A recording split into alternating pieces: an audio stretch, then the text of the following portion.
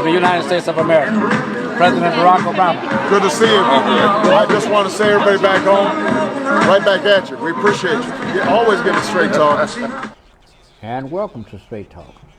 Well, today I'm going to turn it over to Brother Robert and let him introduce us. You don't know who I am. So, Robert? Well, good evening. It's always nice to be on the WL Straight Talk because there's always something interesting and unique and things you can learn and gather. And today we have Dr. Sandy Hickman. She has so much information on health, mindset, understanding how important it is on what you think, what you are.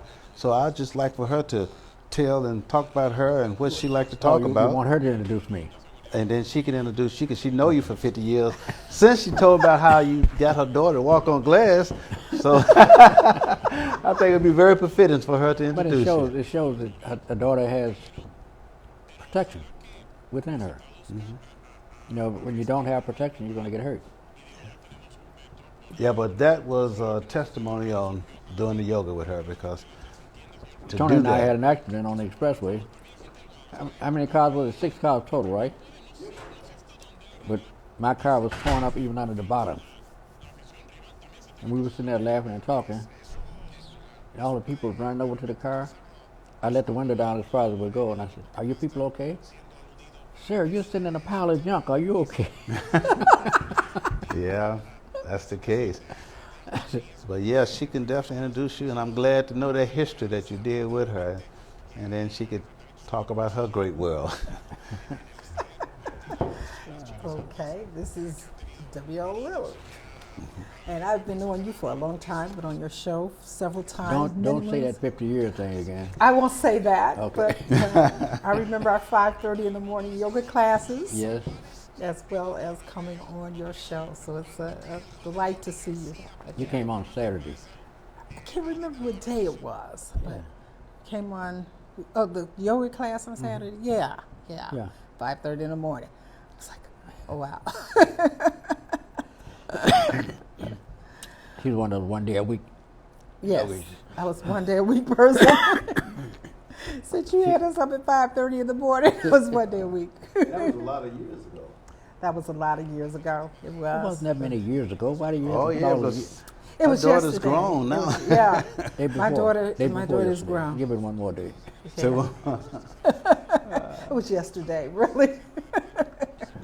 But most importantly, the fact that you guys are into health. Tell the audience about that. Well, I'm going to talk about the third Monday of every month. We have a health forum. The Good Health Group has a health forum. And what I like about that is we've heard the adage that one size does not fit all. Right. So there are a number of doctors there from a variety of modalities. And no matter what your interest is, there's a doctor in the room that's going to attract that person. Because what you believe and you hold as your belief is going to determine which person you're going to be attracted to. So it's unique in the sense that there are so many modalities in that room that you could pick from. And that's a very unique thing, as opposed to being one person there, one doctor there from one discipline, and you think that you have to follow the directions of that one person. There are several modalities there. And just to give you for instance, the Monday in February, a young lady asked me a question. And I knew from the question that for my modality, she did not understand my modality. And I knew that she would not like the answer that I would have given her. So another doctor stepped forward and answered the question. And it was something that she could relate to. And it was more relatable for her. Mm-hmm. So if she wasn't in the room and I was the only person there, we might have not satisfied that person at that seminar. She would have left there being a little disgruntled because my answer did not match what she was looking for. But because there were so many modalities in the room, she received a satisfaction to her question. there was someone in the room that their answer fit the answer that she was kind of drawn to and ready to hear. So that's the unique thing about the Good Health Group and coming to it, is that you have so many people in the room that are of different modalities, and you can feel and see which person you're more attracted to or you're more drawn to. And that's what I really, really like what Robert has put together in terms of that health forum, that you can pick and choose and feel comfortable that somebody in the room is going to match you in some kind of way.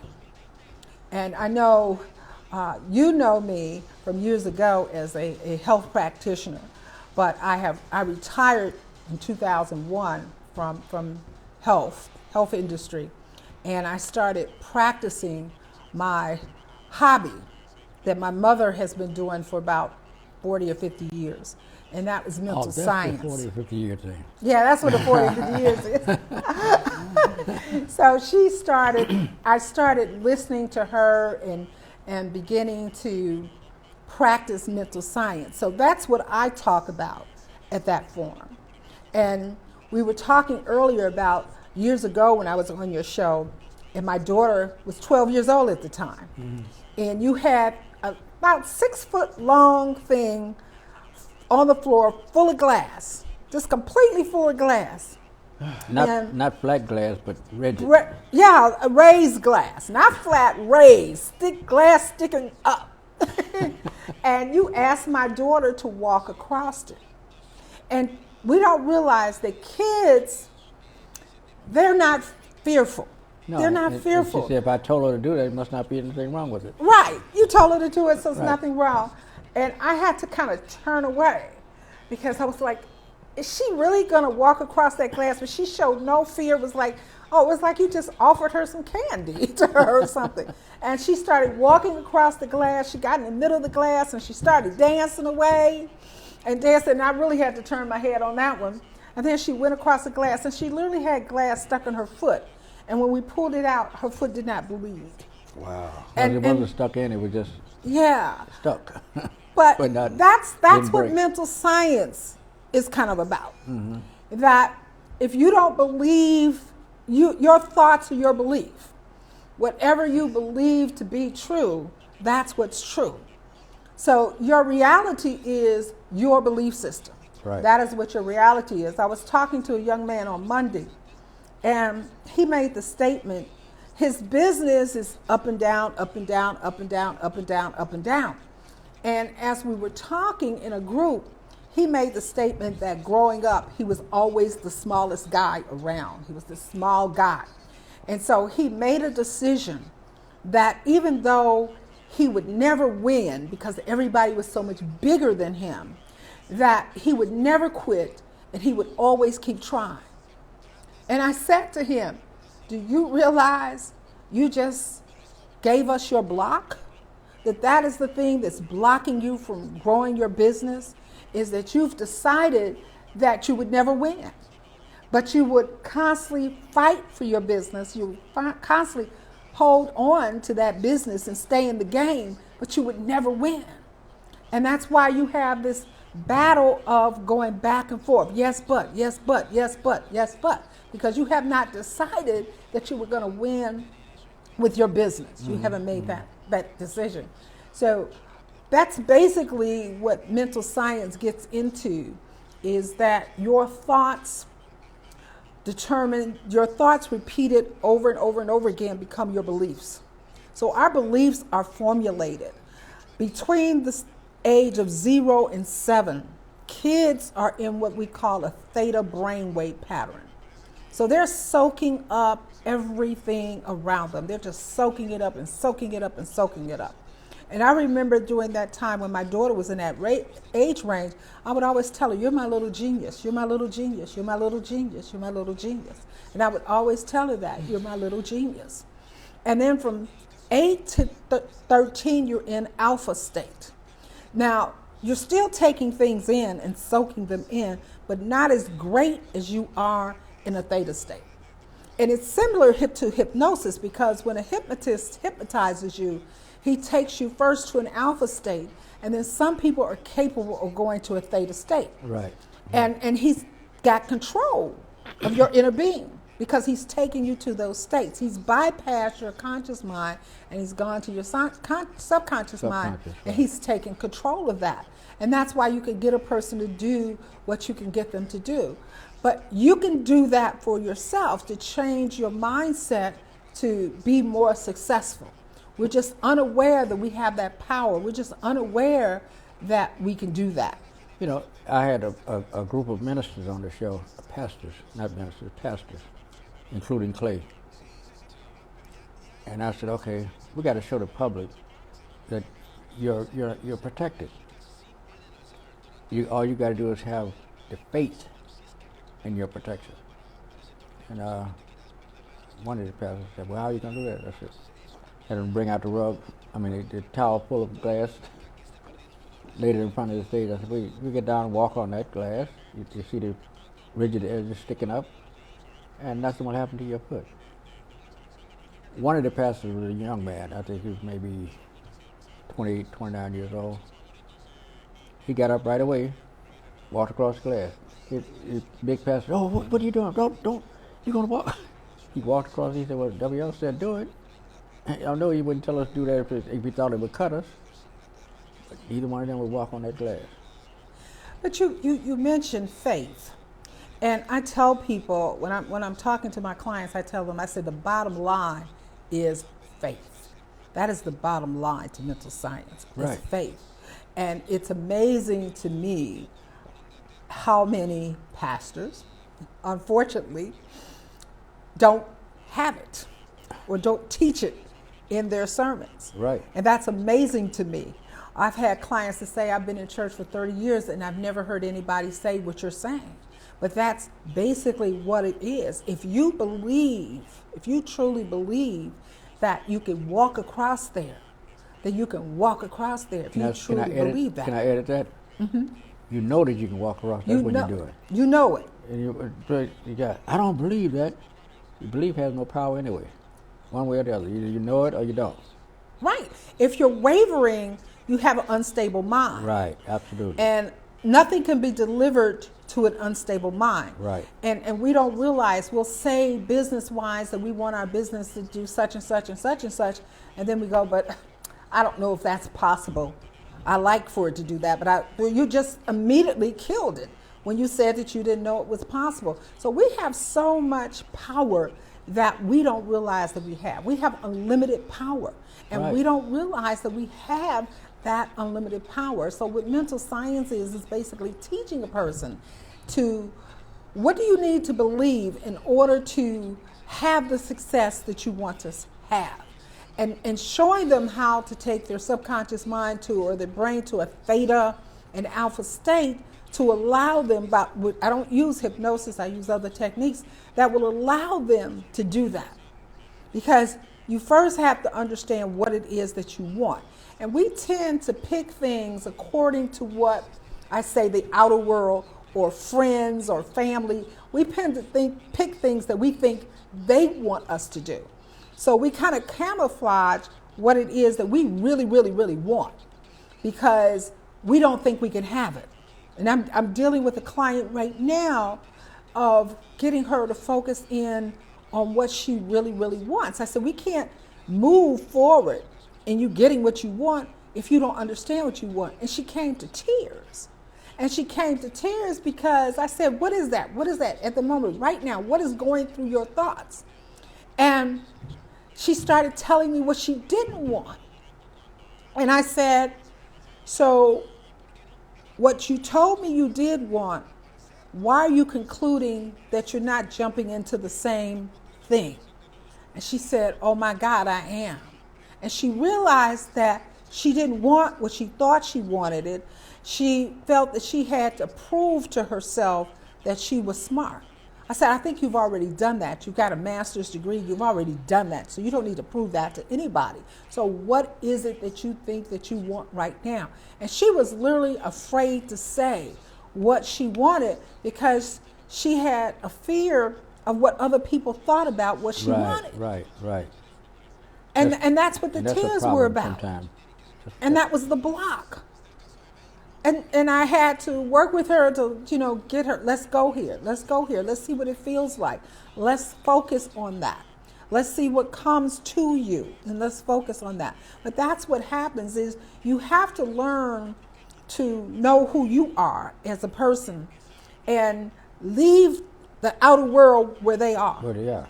Leave them where they are. In their own little world. In their own world. And you cannot let that world into you. You cannot let that world in you. So that's a training process. That's a practice not to allow that world to come into you. That's a training. And people don't realize that they have to practice. And do you slip? Yeah, sometimes I slip. Just like this doctor was trying to convince me that they had to cut my arm open and repair all the ligaments and bones in there and then sew it back up. I said, you're just talking to yourself. I said, let's get my arm x-rayed so we can find out what's happening here. And he just got mad and said, go ahead and x-ray him. I'll be back. Find me. And they couldn't find him for 2 hours. He just got lost after they finished the x-ray. Finally, he walked back, all calm and comfortable. Said, doctor, here are the x-rays. We've been looking for you for 2 hours. He said, well, he's not concerned. Why should I be concerned? And he looked at his x-rays, and his mouth flew open. I'm sorry. He said, you're right. There's nothing wrong with your arm. It looked as a bullet, an angel jumped in with the bullet and guided it around, over, and under every bone in your ligament, in your elbow. Didn't touch anything. But that's part of the fact that you've been practicing yoga you're a yoga master, am I correct? Right. Yeah, you've been practicing that for years, so you understand the concept. Right. When most of us don't. Right. We don't understand that Fear concept gets in at the all. way. Fear gets in the way, doubt gets in the way, worry gets in the way. Well, we don't trust ourselves. Not that we don't deserve that trust, but we're so busy focused in on what the outer world is thinking about that, which causes us not to trust ourselves. And so we don't get how much power we have. We don't get that our thoughts are our reality. A young man at the forum was saying to me, he said, well, if you get in an argument with somebody and you're going back and forth and they're wrong and you tell them they're wrong, how do you convince them that they're wrong? And I said to him, who gave you the right to decide that he was wrong? You're both right. You're both right, because the reason you're arguing is because he believes this here and you believe this here. And that's the reason you're arguing. So he believes what he's saying to you and you believe what you're saying to him. So you're both right. Nobody's wrong. And he looked at me going like he was totally puzzled. He's got to be wrong. Well, who gives you the right to decide that? All you're saying is he doesn't believe what you believe. And because he doesn't believe what you believe, you're trying to convince him to believe what you believe. And he's saying, no, I don't want to believe what you believe. Well, I don't want to believe that. How I explain that to them is, if you got belief, that means you have nothing. Because belief has no power whatsoever. Have knowledge of what you're talking about, have knowledge of what you're doing. So, but I don't have that. But you teach yourself. Teach yourself. Teach yourself how to get the wisdom and the knowledge that you need in all parts of your body. And and let's face it, the Spirit talks to you. Yes. The Spirit is there. The God Spirit is inside of you, and it talks to you. Oftentimes people get confused. They're driving down the street, and they had a urge to turn left, a strong urge to turn left. So they turn left, but then the good sense kicked in. I say, where you going, fool? You're going 2 miles out of the way. You only got 2 blocks to go straight ahead. Oh, man, I almost messed up. Before you get to the 2 blocks, you have a big accident. And he said, if I had followed my first mind. Following the first mind. But it ain't the first mind. It's God trying to lead you in the right direction. Right. All you got to do is follow God, and you won't have those problems. Right. And I think most of us are afraid to believe that things can happen for us just from us wanting it and focusing in on wanting that. and giving our thoughts to that. I think that that's something hard for most of us to believe. And so we don't do it because we just can't imagine that happening. We just can't imagine that. But I say to people that I never say that anyone is right or wrong. I say to a person, look at what is serving you. Right. Look at what is serving you. If you have decided on a goal that you want to achieve, is your present behavior, belief system, or your thoughts, are they serving you to achieve that goal? And if you're not meeting that goal, the answer is no, it's not serving you. It's not serving you at all. Absolutely. So you need to change something in order to get that goal. Because we hear all the time the statement, we do the same thing over and over expecting different results. That's crazy. No, it's not crazy. You have built up a habit. The habit has become an addiction, and you don't know how to pull yourself away from it. So you keep doing it over and over again because it's an addiction for you.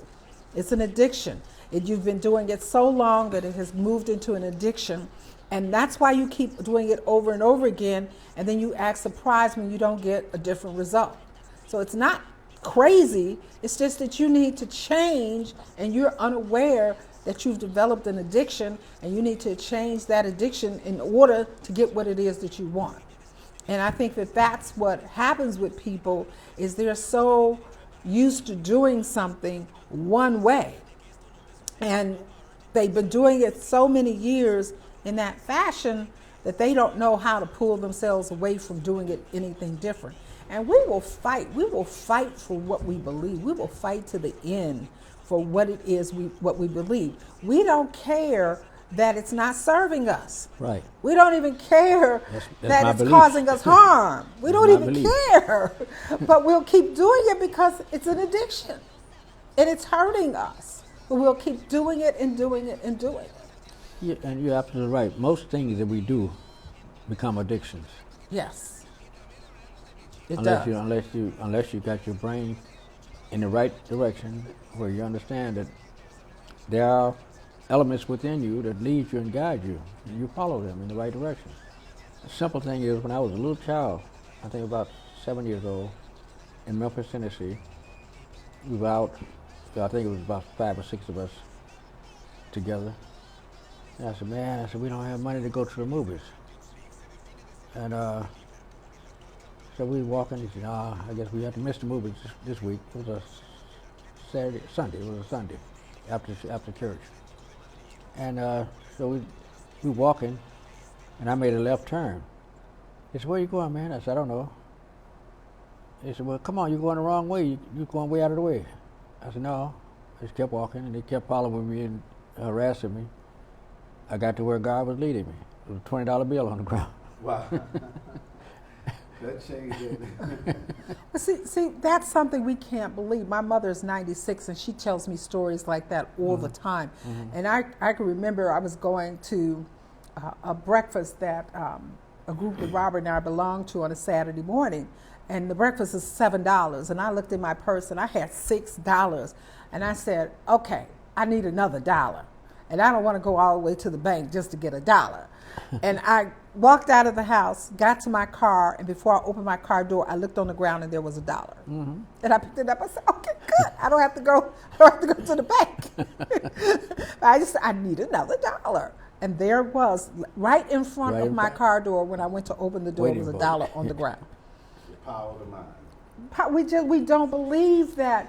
It's not supposed. We hear people talk about they struggle to get what they're getting. Right. And we don't have to struggle. No, we don't have to struggle. It's not about a struggle. We don't have to work hard.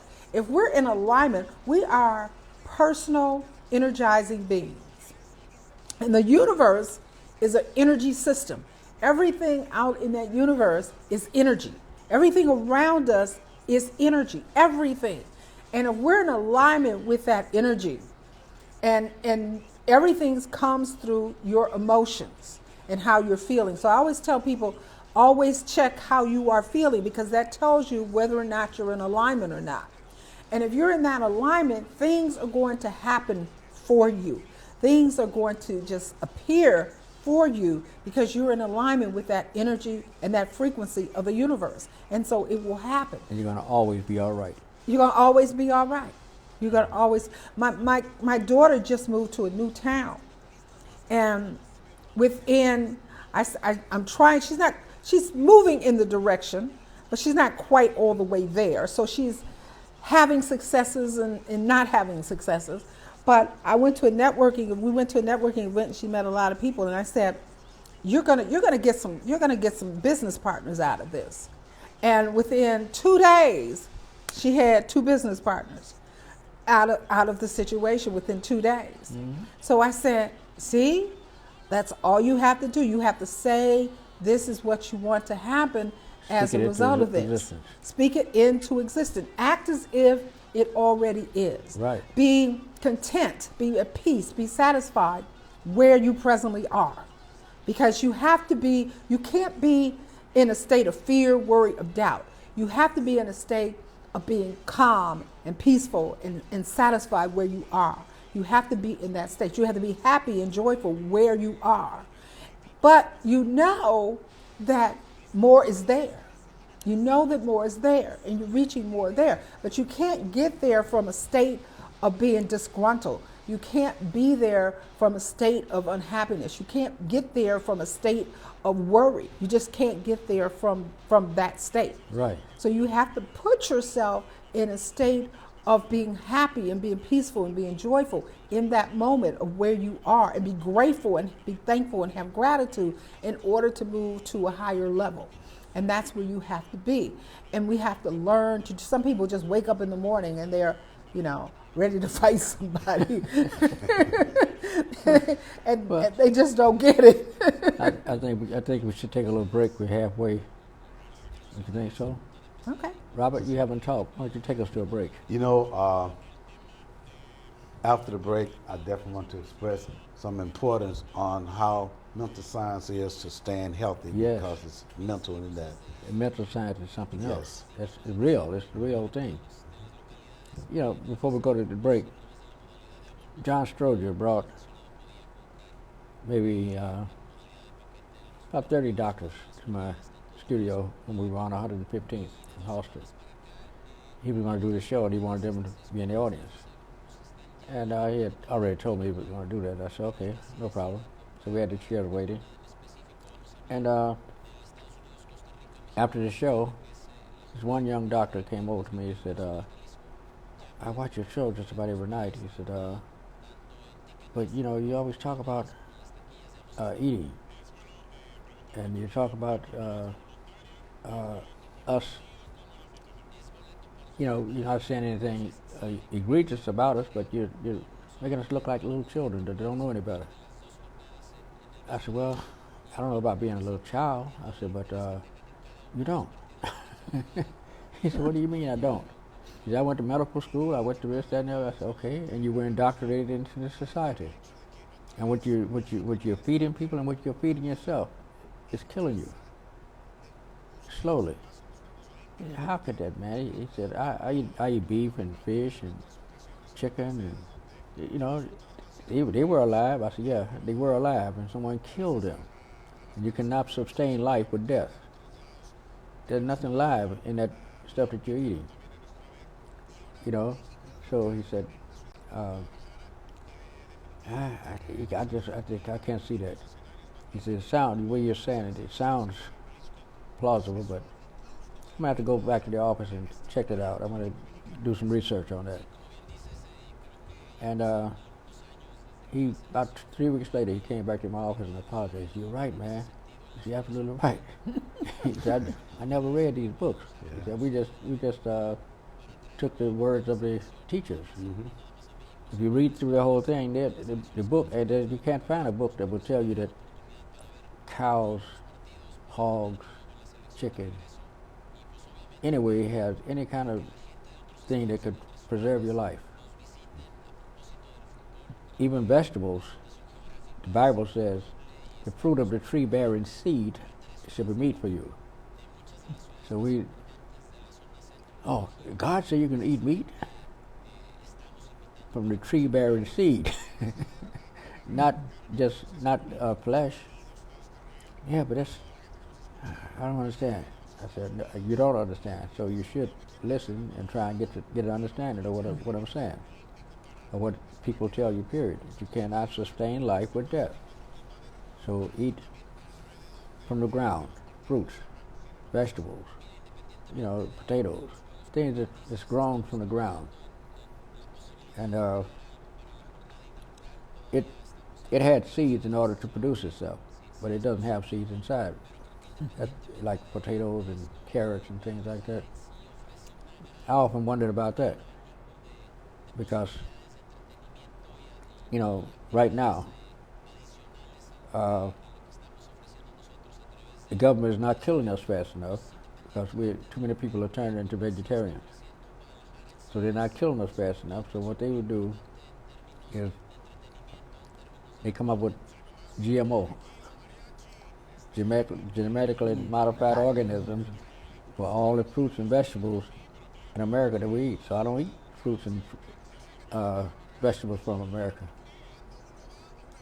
If it's not from Mexico or from some other country that banned GMO, I don't eat it. Commercial. And this guy said, "Man, you're absolutely right." This doctor, he said, and he become a total vegetarian.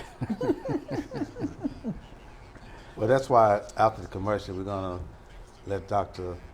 Hickman share some stuff about how important the mindset for health and believe in what we're doing and know. Right. Yeah. Take us to work. Right after these commercials. He said we'll be right back after these commercials. Hey, look, it's those guys. What's up? What's happening today? Let's do those pearly whites, man. Yeah. The boys, check it out.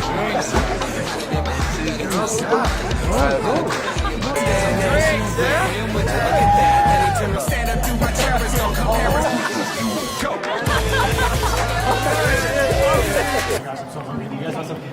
Ooh, cute. Are you good to drive? I'm fine. Hey girl, what's up? What's the name? What's good? What's up? How many did you have?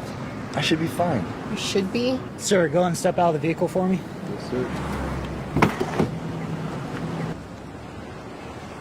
See ya, buddy. Today Sean's got a hearing. We'll see how it goes. Good luck.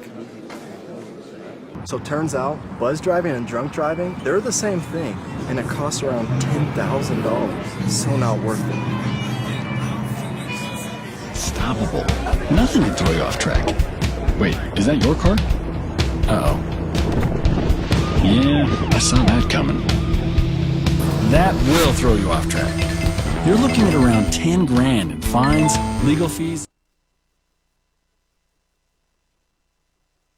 Tropical World. Come to Golden's Tropical World for tropical fish of all sizes, colors, and types, and other small animals like iguanas and birds from all over the world. There are beautiful tanks, pet supply needs, including dog and cat foods, and expert consultation. Check out Golden's Tropical World, 8611 South Ashland Avenue, Chicago, Illinois. Call ahead, 773-239-8809. Your pet shop.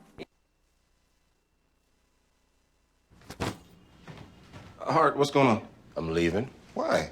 What did I do? Not enough. You constantly ignore me. You barely eat anything healthy. You're half as active as you used to be. The pressure is just too much. I quit.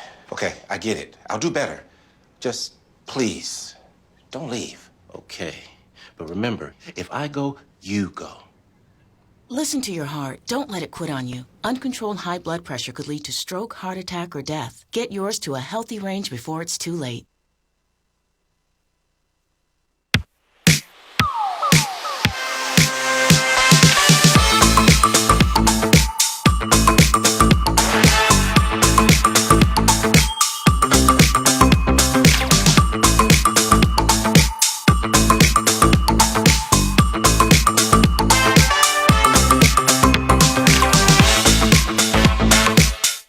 What's it like working with your family? Good question. Right, great question.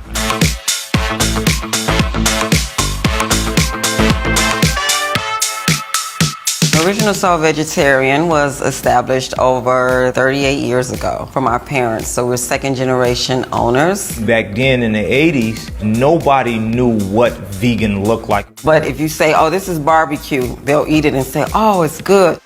Original Soul Vegetarian has been an anchor in this community. At least 90% of our clientele aren't vegans. It has helped the community a lot with being aware of healthy eating and healthier options.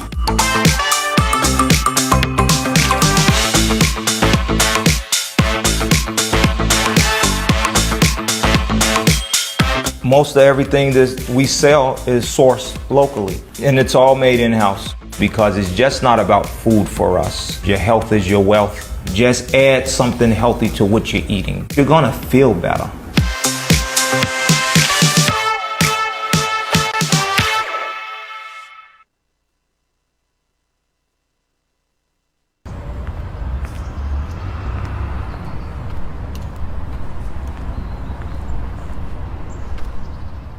Why?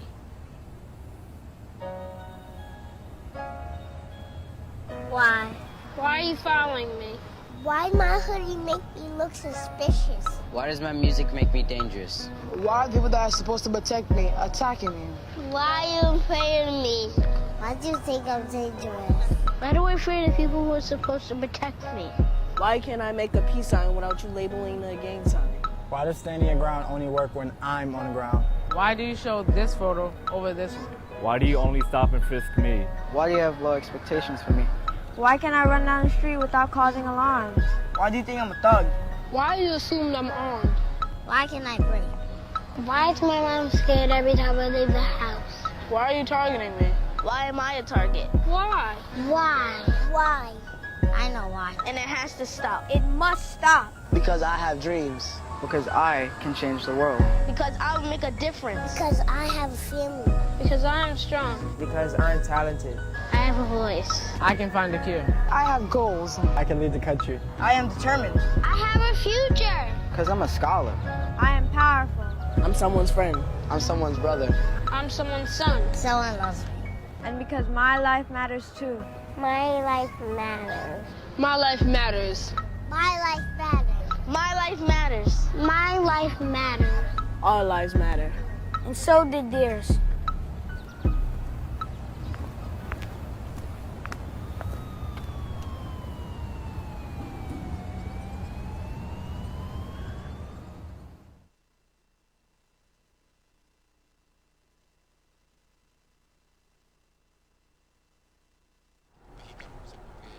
We're back. And Robert, you want to continue? Yes, sir. The thing that really impressed me is to hear about mental science. It's because this is something in our culture, American blacks, we do not understand what it means. That's why I was sitting so attentively to listen to her talk, because every time she talks, I learn even more about it, because the power of the mind, we don't realize how much strength that the mind, if we understand how to think, the way to think, and especially when it comes to our health, a lot of people destroy themselves because of their mindset about their disposition about their health. I'd like to edit just one statement. It's not just blacks, it's people. People. In America. Exactly. Americans. It's not something that has been a trained class.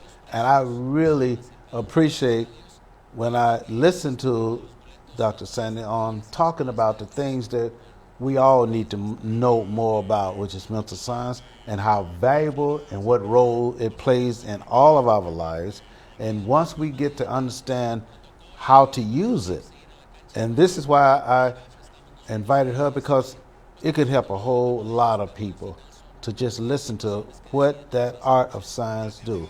And Dr. Sandy, I'd definitely like for you to just give a word on what type of way using your right mindset could help you physically with your health. Well, like I said, that your thoughts are who you are. Your beliefs are who you are. They're your reality. So once you, like my mom is 96 years old, and I was laughing today because she climbed a mountain today. She's 96 years old. She climbed a mountain today. And she did say, I felt tired when I came back, but this time the hills were up and down, up and down. It wasn't a flat terrain going up. And they kept going higher and higher up the mountain. So her mindset is that she could do this at 96 years old. She feels that she could do whatever it is that she wants to do, and she could stay active. And she thinks only about being active. She doesn't think about anything other than that, you know. And she may see people younger than her with a walker. She may see them with a cane, but she won't identify with that. She just will not identify that that's a possibility of that happening with her. She just sees herself doing the things that she's always done. And she's always want to go, every time I'll say, okay, what do you want to do this summer? Let's go mountain climbing. And I'm going, really? Really? Mountain climbing? But she sees herself doing that. She goes to the gym. She works out at the gym.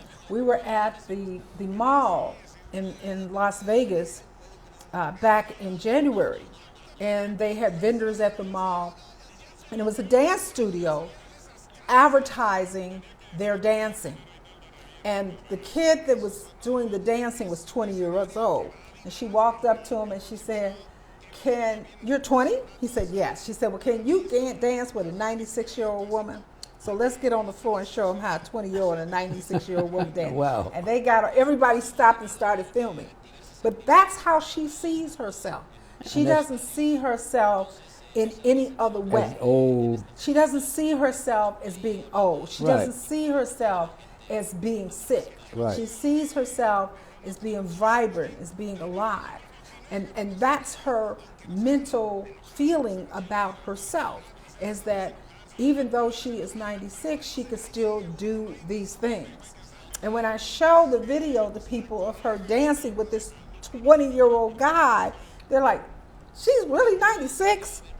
I said, yeah, she's really 96. I think you have to stop and ask yourself that sometime. Yeah, she's really, really nice. And people always say to me, is this your older sister? And I said, now, do I look 96? Is that what I look like to you? No, she looks your age. She looks my age. She looks my age. And the thing, when I first met your mother, I was most impressed because she was so youthful in mind, spirit, attitude, and she's always moving and smiling and comfortable. So you was just fortunate to grow up in a household where a mother understood about mental science. But what she shared with me was that she was afraid to share it with someone. She was afraid of that. She wouldn't share it. I was the only child that she picked to start teaching it to, because she said that things would just keep happening. She would think something and then it would just happen. And she said it actually scared her when she was younger, that things would keep happening. So she just kind of kept it to herself and kind of withdrew herself and just would go into her little office and read and study. And she studies like goes to breakfast at 9 o'clock in the morning. 10 o'clock she goes in the office and she starts studying. She doesn't stop studying until 5 o'clock in the evening. Then she does Spider and then she turns on the TV set. So she's got her little ritual that she does every single day. But it's her mindset that keeps her vital. When she was 93, she was getting out of the tub and she fell and she broke her ankle. And so I explained to my daughter was a young doctor at the time, so I explained to her, get on the phone. She had called and they said, well, you could bring her in 2 weeks. We could do the surgery in 2 weeks. I said, no. You're in this town.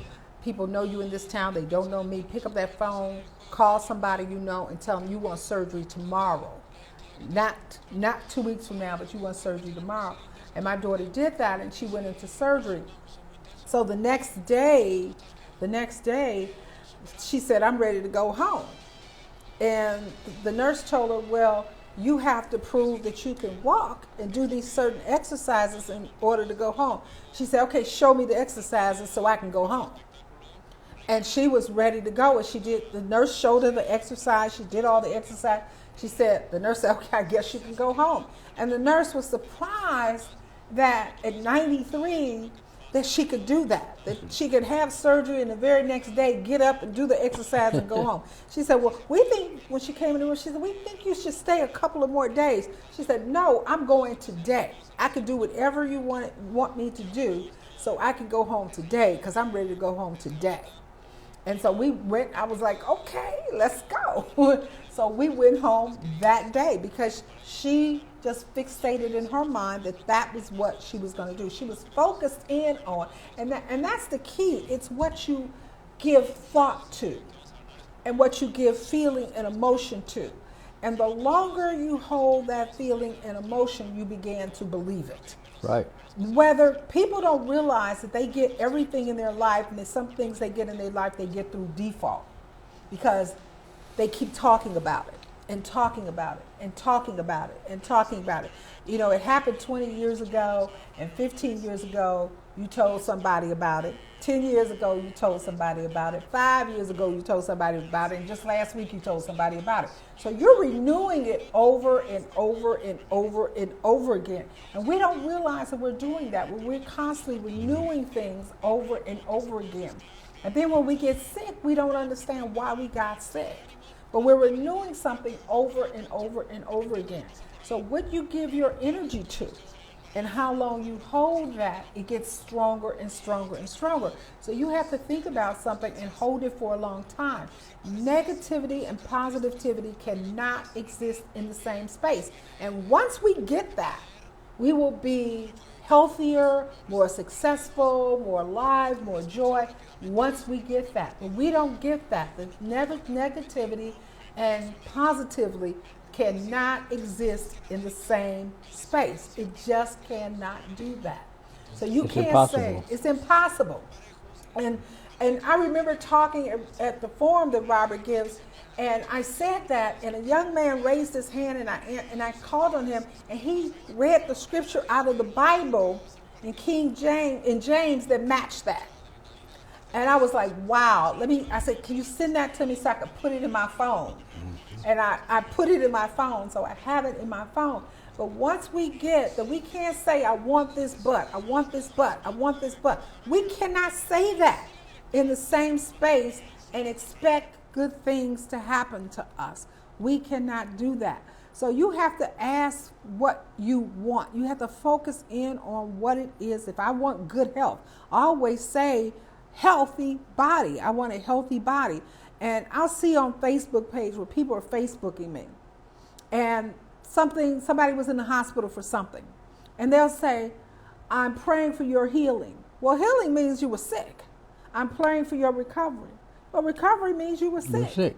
I say, I'm praying for your health and wellness. That's what I say. Because you're asking for sickness. You're asking for that to be in you because that's what you're saying. So we have to watch the words that we use. But if we can get the negativity and positivity cannot exist in the same space, then we're on our way. But we have to get to that point. So it's encouraging to be positive. And when you talk to people, and I talk to a lot of people about, I want to be healthy, but I don't want to stop eating what causes it, but. And when you do that, it fights against you making success. It fights it. It fights it. The minute you say, but, the fight begins. And so you're going to get the opposite of what it is you said because you're giving too much energy to what you don't want. So we get what we don't want. People say, well, how do I get what I don't want? By default. That's what you gave attention to. So that's what you got because that's what you gave attention to. And if you don't want it, don't even say it. Don't say it at all. Don't even say it in a prayer if you don't want it. And people do that all the time. They'll say they'll have a disease and they'll pray for the disease to be taken away. Well, you just mentioned the disease. Instead of praying for a healthy and strong body, that's what you pray for. God, give me a healthy and strong body, not to take away the disease, because you're calling it to you, but to have a healthy and strong body. That's what you're praying for. And we don't get that. We don't get that. So I tell people all the time, when you hear that negative thought coming into your brain, you're not trying to stop the negative thought. You're just trying to redirect it to think something, because you got 70,000 thoughts going through your head a day. So you're going to have negative thoughts going through your head. But what you want to do is become aware of those thoughts, catch those thoughts, and say something that immediately is going to make you feel happy. That's what you want to learn to do. Okay.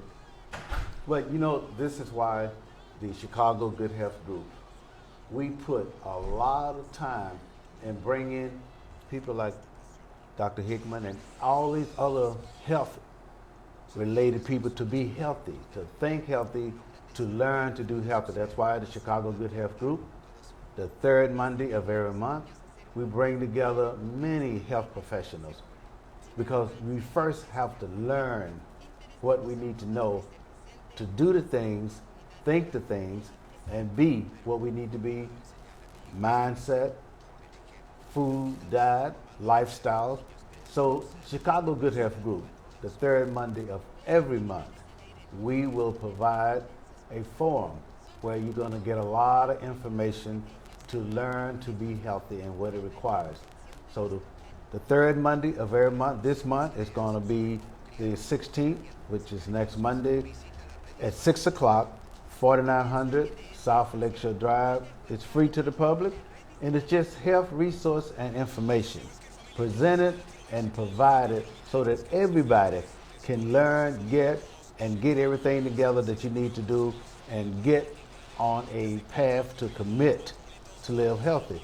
So we definitely invite you to come, and it's free parking, free to come, and we encourage everybody to come learn and get information on how to be healthy. And I thank Dr. Sandy for sharing all this great information, because if I know anything, when you finish passing this here in mental science, there are going to be a lot of people across the world that's going to enjoy and learn from it. So WL, we have definitely given some information that you know about more than anything being in yoga, because when she told me her daughter walking on glass and how you did that, that was the mental science that was not called mental science. He it wants was me to called do that on the having on the confidence and faith, that mindset. Push that button right there. So nothing is going to change us but to be healthy and do the things we need to do and have the strength of mind. Now, this is when you can find an 80-plus-year-old man able to do that. That tells you that he has developed and learned some stuff. Yes. Now, isn't that? Yes. So that's a thing that to pass that kind of information on, because if you're able to do that at 80 something, we can't do it at 50 something. Huh? 38. Remember? 38. Yeah, 38. He's 38. He's 38. Let's have a show right here in the floor. Whenever you're ready. I'm looking forward. Wait until it's warmer, we'll do it. Yes, sir. Yeah, Yes, some sir. people want to do it. Want Larry to do it. Yes, sir. I'm developing this, though. I want it to be more developed than just that one move. Mm-hmm. See, that's that move makes your stomach like a brick. Mm-hmm. Oh, yeah. Your chest, everything is tight. Tight. And that's what we need to tighten our systems up in our body. Very important, especially the abdominal part. This right here, the stomach, the midsection, the more we can keep it tightened, the healthier the body will be. Because this is where all our main focus is, right through here.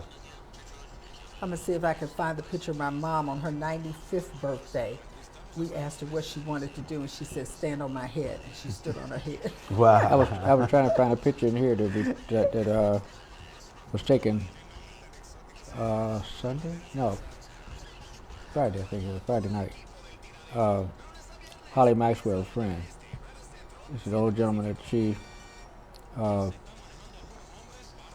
they live across the hall from one another, so she takes him around with her every place she goes. He made 100 years old last week. Oh, wow. Wow. And we had a birthday party. They had a birthday party at on Torrance Avenue. It was 92nd or 93rd in Torrance. 100 years old. And he was 100 years old. And the MC for the program, when he was done singing, he said, I'm going to ask this 100-year-old man to stand up. And he stood up and started dancing. I was trying to find out. I had a picture of him and Holly together. Oh, wow. So you can see them. Well, 100 years old, to be able to live 100 now is a real blessing. Yes, it is. And especially if they are like your mother, just energized, mountain climbing. She broke her ankle a year ago or so. When she was 93. She's 96 now, so when she was And 93. she healed and able to be climbing mountains. She fussed the whole time, though, because she had to wear a cast for 6 months. And then she had to go to physical therapy, so she fussed the whole time. She didn't like that. She kept moving anyway. And she was living... The key is to keep moving, that's no, it. She was staying, her bedroom was on the second floor of the house. And we were going to put her on the first floor. And she said, no, my office is on the second floor, so I want to be on the second floor where my office is. And so I said, well, how are you going to get up and down the stairs? And she said, I'm a booty bounce. Booty down the stairs. She booty bounced up the stairs and down the stairs. I said, okay, go right ahead. Yeah. Go right we ahead. are out of time. So you give a closing remark. Each one give a closing remark, then we go out. If anything that I can say and share is what Dr. Hickman just talked about mental science. We really need to focus more on things that's going to help us and beneficial to us and to our children and our loved ones to get educated on things that can carry you on. And in mindset, mental science is the best place to start because we are who we think we are and we do what we think we can do. I would say your thoughts are your reality. Your thoughts are what you believe. So if your thoughts and belief system is not working for you, it's not serving you, then it's time for you to decide that you need to change them. If you change the way you look at things, the way you look at things will change. Absolutely. One important thing to remember is that we need to unite as a people, not getting rid of any friends or anyone else. Just unite us. If we unite us, everyone else will unite with us, and we become one. Yes. Right now, in the 90s, I think it was around 1992, 93, something like that, the Labor Department called upon me to come to the office because one of my guys reported that I didn't pay him. And when I told him why, we both laughed about it. He said, I understand you have a lot of employees. I said, yes. He said, well, man, he said, why are you people so unemployed? I said, I can't employ everybody. I said, you can help me out by employing some of these people. He shook his head and he went into a drawer, pulled out a big book, found Chicago, and he read it off. Blacks in Chicago are making and spending $50 billion a year. Yes. He said, don't you know every $1 billion creates about, what do you say, 250,000, wait a minute, 1,600,000 full employment jobs. Not minimum wage, it's full employment jobs. He said, why are you so unemployed? I said, because we like you better. We spend our money in your community. First. Give you an idea, give you the advantage to build your community up and all your people are healthy and wealthy because we love you. That's why we do that. And that's absolutely true. Most of us hate ourselves. Yes, yes. So that's what we got to get out of our system. Yes, sir.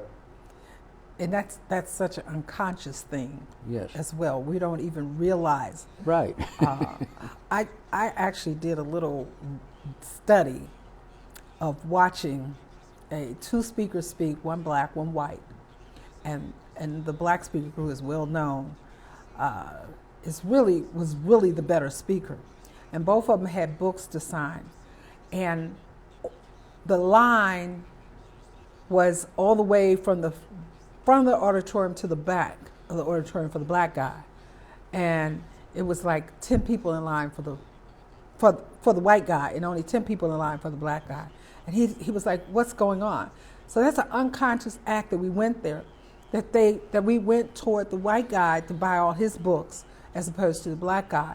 So I decided to do it again, and this time had a number of black speakers and had one white person with books. Her book sold out, and I sold 3 books. Another black person sold like 2 books, but her book sold out. So it's almost an unconscious act. And it's not unconscious, it's a conscious thing that they believe that's they better. Believe, yeah, they believe it's better if it's white. A white person wrote this. Yeah. So it has to be better. It has to be better. It has to be better. It has to be better. Has to be better. And even this past Monday, I spoke with a white guy that was speaking about, I spoke about mental science, and he was speaking about metaphysics. And afterwards, everybody went to him as opposed to coming to me to ask questions. And we just do that. We just, and so it's, they say we have an economic problem. We don't have an economic problem. We have a mindset problem. Mind problem, that's all. That's the problem we have. Exactly what it is, a brain problem. That's the problem we have. Well, we're out of time, Lige. Yeah. I'll close it out with, thank you very much for joining us, and please keep it in your head what you just heard about life. That's most important to all of us. But it's important for us to also live the life like everyone else. Like, let me just say this one thing. We got a race coming up where we have one black in the Illinois Supreme Court. Yes. One black. And he was put there by a judge who was retiring.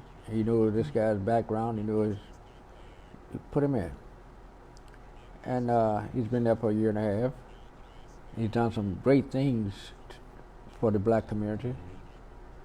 The way he described a thing to his colleagues, they cannot refuse it. Because hey, he's too bright, he's too clear on this thing here. And he's been doing that for the year and a half that he's been there. So much so that the group that's there now endorsed him.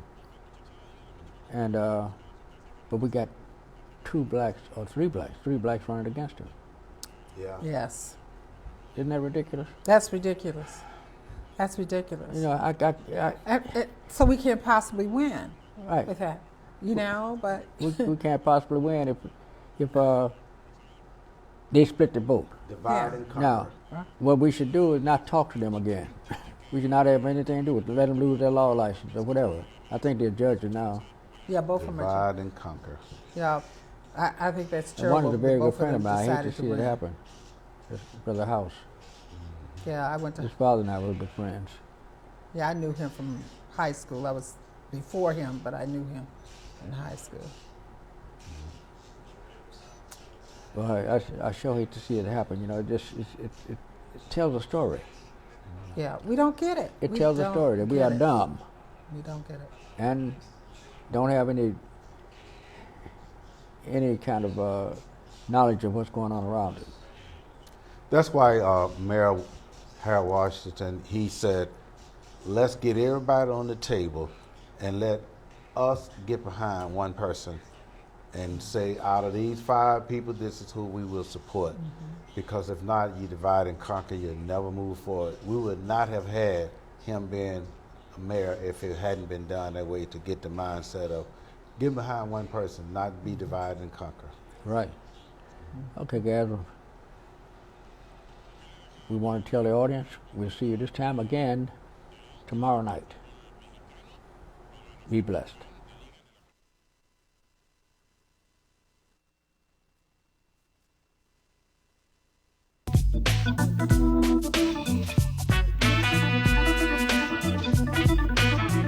Bye.